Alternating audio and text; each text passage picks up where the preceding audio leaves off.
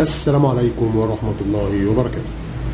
ال- النهارده كولر لعب ماتش يعني، هو ماتش كويس مش وحش يعني، بس انا حسيته احترم صن داونز قوي زياده عن اللزوم يعني. الفرقه اصلا يعني واقعه يعني. صن داونز من ساعه ما المدرب بتاعهم اللي كان معاهم الموسم اللي فات راح الوداد، والفرقه تحس ان هي يعني ستايل لعبها اتغير، لعبه اللعب بتاعهم الجماعي اختلف.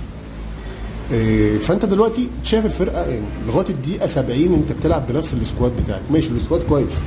هو نزل وكان منزل ياسر ورامي ربيعه وداري الثلاثه ورا قافلين ميه ونور.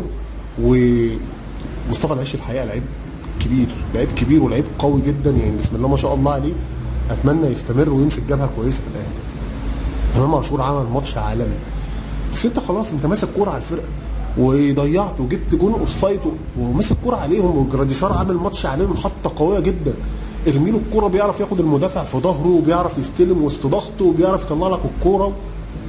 كان من بدري بقى طلع احمد رضا ونزل بقى مين؟ نزل بن شرقي، واسحب بقى امام خليه في نص الملعب وخلي بن شرقي على الطرف الشمال. يبقى انت كده زود هجوم بقى شويه، هتزود هجوم. طاهر لو كان نفسه راح كنت تنزل حسين الشحات. هو طاهر يعني طاهر عنده الحته الدفاعيه احمى شويه من حسين الشحات واتقل شويه، وطاهر يعني بيعمل مجهود شويه ما بيبخلش، عنده باور، عنده يعني عارف انت زي ما بنقول كده لعيب عنده دم بيجري. حسين الشحات ممكن تحس ان هو يعني في وسط الماتش كده بياخد نفسه وتلاقيه بيتمشى مش عارف ايه، لعيب مزاجنجي يعني على حسب المود بتاعه. بس كان خلاص بقى الدقيقه 70 نزل حسين مكان طاهر، اسحب احمد رضا من خط النص ونزل بن شرقي وهات امام في خط النص. اعمل هتلاقي نفسك لعبت، كنت هتخطفهم جون والله. انت اعمل حسابك دلوقتي ان احنا 0-0 كويس، نتيجه كويسه. هيجوا هم يلعبوا في مصر، انت لو هم جابوا فيك جون انت لازم تجيب جونين. ما هي اللي هي قاعده ان الجون بجونين في ارض الخصم دي لسه موجوده. يعني انت لو كسبان 1-0 وهو رزع الجون في اخر الماتش انت خرجت. كسبان 2-0 وهو مثلا اتعادل معاك انت محتاج تجيب 4. فيعني برضو الماتش اللي هيبقى جاي هيبقى ماتش هتبقى خايف برضو. يعني انت الماتش ده كنت خايف مع ان الفرقه ما بينتش اي خطوره. يعني انا بتفرج على الماتش ما عملوش حاجه. الفرقه انت رابطها قافلها قافلك. ومروان عطيه عمل ماتش كويس، بس انت قافل الماتش وانت اللي متحكم في الريتم. كنت اسرقهم في الاخر بقى زي ما بنقول يعني كده بلغه الكوره، الماتش نسرق الماتش منهم في اخر 10 دقائق. انت منزل لي بن شرقي في الدقيقه 89 هيلعب 7 دقائق وقت بدل ضايع. ده الراجل نزل اتحرك تحركين يعني منهم جون اوف سايد. فاهم انا مش فاهم انت ليه بتاخر تغييراتك كده، وليه بقى جبان؟ كولر بقى جبان قوي في تغييراته، بقى جبان قوي في لعبه، مع ان انت الاهلي يعني انت بتلعب في جنوب افريقيا وفارد سيطرتك على الماتش ورايح جاي وانت اللي عامل خطوره وانت اللي مهدد المرمى.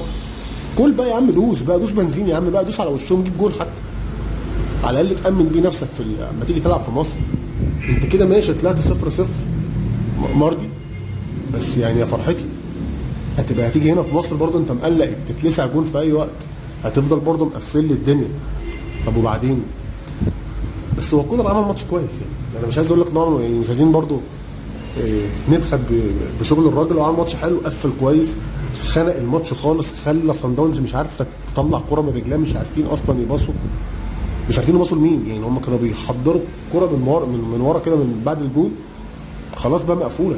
انت عندك ال 11 لاعب في نص ملعبك اصلا قافلينها. انت كنت بتيجي كده وقت بتلعب 5-4-1 بتلاقي نفسك ورا، تلاقي في النص داري وياسر ورامي ربيعه، وعلى الشمال مصطفى العش، وعلى اليمين محمد هاني، وهتلاقي قدامهم احمد رضا، وهتلاقي مروان عطيه، وهتلاقي امام عاشور، وكنا بنلاقي طاهر. كنت بتلاقي بس جراديشار لوحده هو اللي مرمي قدام كده، هو اللي ماسك الايد. بس لعيب كويس والله جراديشار يعني.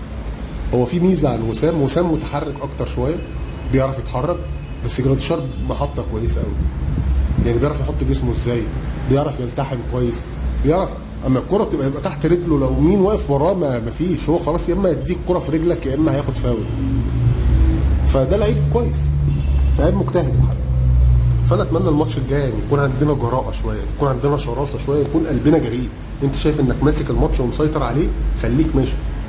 الدقيقه جت 70 اخر تلت ساعه دي بقى اسرقهم بقى، اسرقهم، نزل بقى اللعيبه اللي على الاقل تريح اللعيبه شويه اللي عندك. اللعيبه تعبت. احمد رضا جت في كوره كده مش قادر يباص، محمد هاني كان مهني، كان جه في الاخر بيباصي غلط. لكن انت لما تنزل واحد زي بن شرقي ياخد لك وينج، يمسك لك كوره، يقف على الكوره، اللعيبه تاخد نفسها شويه. نزل واحد زي حسين الشحات، نزل واحد زي قفشه. قفشه انا مش فاهم، قفشه ده بطل كوره عندنا ولا ايه؟ مش فاهم. فاتمنى ان شاء الله الماتش اللي جاي يكون كويس وفي جراءه هجوميه اكتر من كده شويه. انت برضو الاهلي يعني لازم يكون عندك يعني الجراءه الهجوميه. ان شاء الله نتاهل في مصر، ويكون الماتش اللي جاي ده يعني ماتش التاهل. واتمنى لو الفيديو ده عجبك يا ريت ما تنساناش باللايك الجميل والاشتراك في القناه عشان تتابع كل جديد ان شاء الله. سلام.